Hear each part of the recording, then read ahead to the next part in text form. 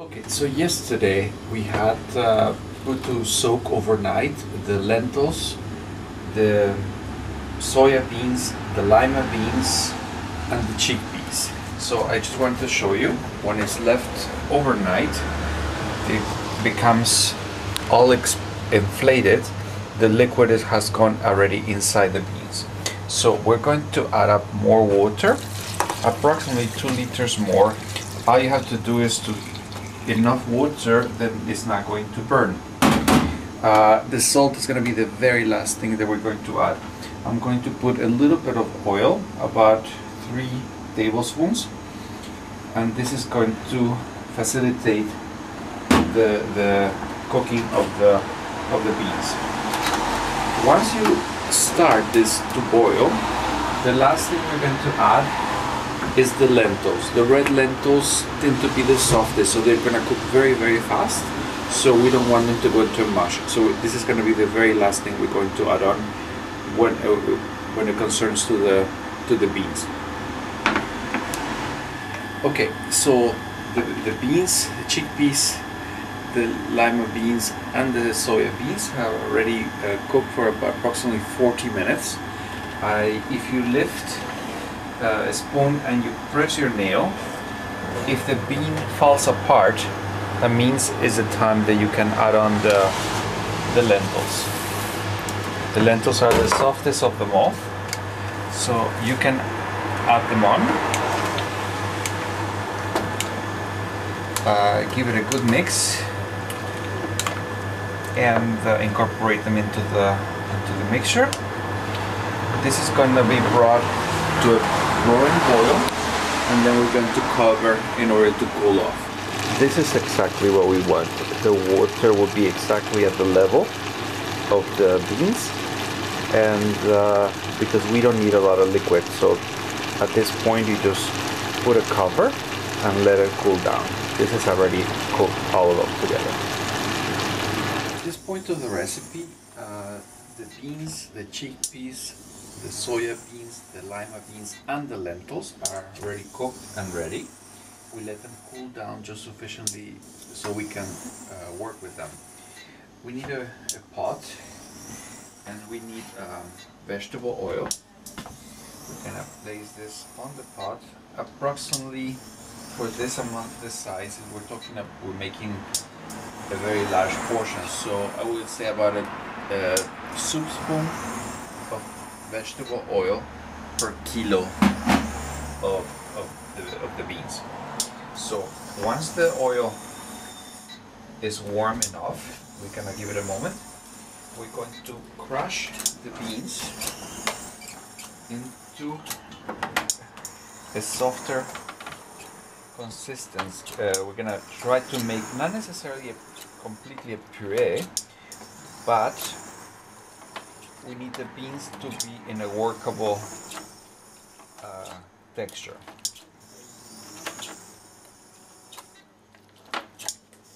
Okay, looks like the oil is ready.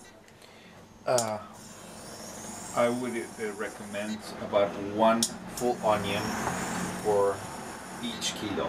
So at this point we have about 6 large onions.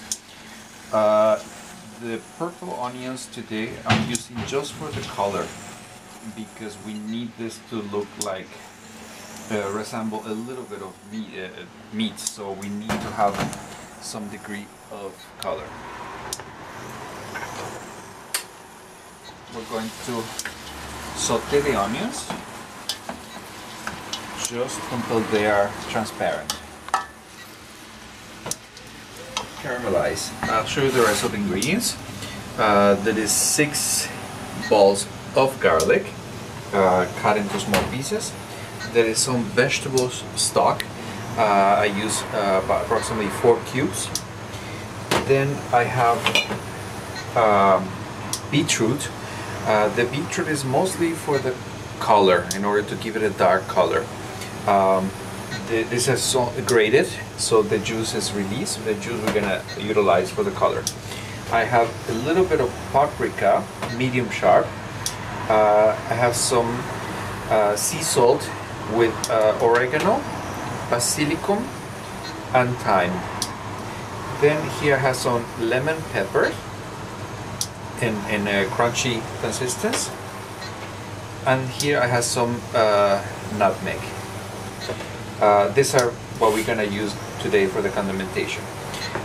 You can, if it's a smaller portion, you can put the garlic here and then crush it in order to get a paste, but right now we need a very large quantity. So the next step, we're gonna add, you can see how the onions begin to caramelize. They're pretty much getting soft. We're going to add the garlic.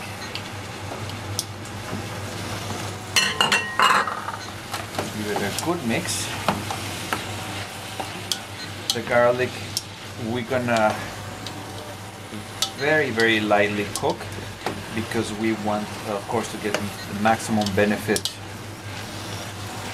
of the garlic in order to have the flavor, and also it's a very strong antibacterial and an anti-cancerogens, which will be very beneficial for the health, especially for the respiratory and digestive systems. Okay, when the garlic begins to take approximately transparent color, then we're gonna proceed with the point. We're gonna put the vegetable stock, because it's a vegan dish. We cannot have any animal content, so it's a vegetable stock. Then the mixed herbs with the sea salt.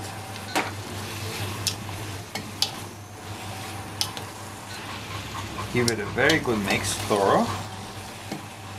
We're gonna put the pepper, the lemon pepper, and crushed corn.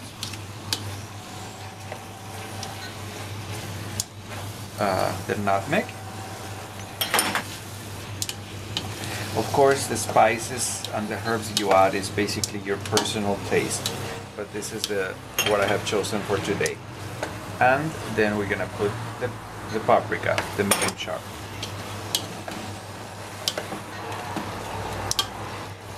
You see how everything begins to incorporate and has a very golden dark color, not quite brown. So as a very last, when all the ingredients, all the condiments are together, then we're going to put the beetroot. The beetroot is going to increase the nutritional value of the composition. And the moment this begins to boil, you don't want to cook it too much because you will kill the nutrition value of it. When it begins to boil, then we're gonna start putting the beans into the mixture. Once the composition with all the spices, onion, garlic, paprika, herbs, nutmeg, pepper, everything has been already mixed with the beetroot, then we're gonna transfer into the bigger pot all the condiments. We're gonna give it a very good mix in order to get all the flavors married into the grains.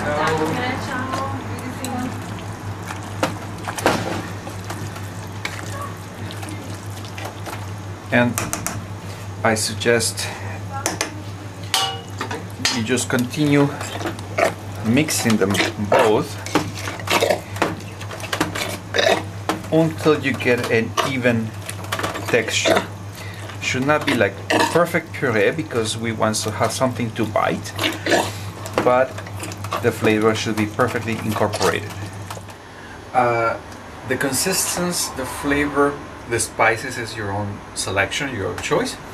But I tried it and it's a little bit, just still a little bit bland. So I'm going to add a little bit more salt. This is about 6 kilos. So about another tablespoon of salt. And the other thing you can, if you want to increase the color, you can add up tomato paste. concentrate, or you can make your own puree.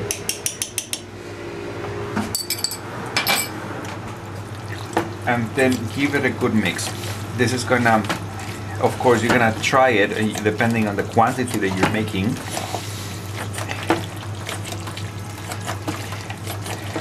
And you see the color has intensified quite a bit with the tomato paste. So you just have to make sure it's very, very well blended, so we have a uniform color and texture. So I'm gonna try once more. I think this is good.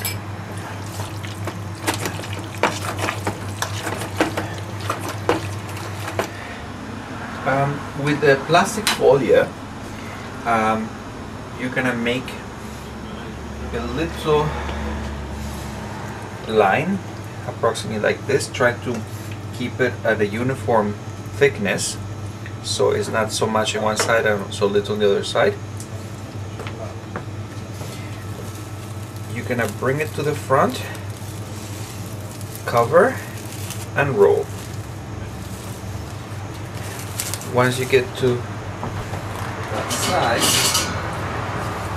you're going to cut the folia.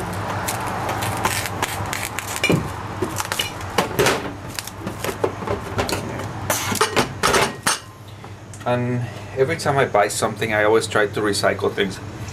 So there's little metal ties which I save. You twist the end.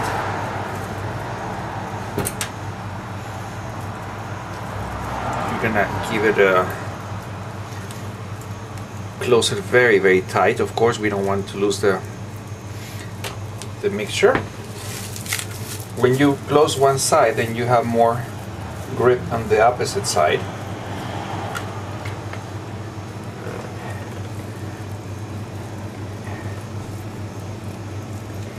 Then we close. You can roll it a little bit in order to give you the round texture. This is gonna be placed in the freezer, and when it's ready, frozen, you remove the folia, and then you can slice like a pepperoni, put it over pizza. You can make a dish with rice, pasta, whatever you wish, and it's gonna taste very similar to meat without the toxicity of the blood of the animal or the diseases of the animal, and has 6 beans, the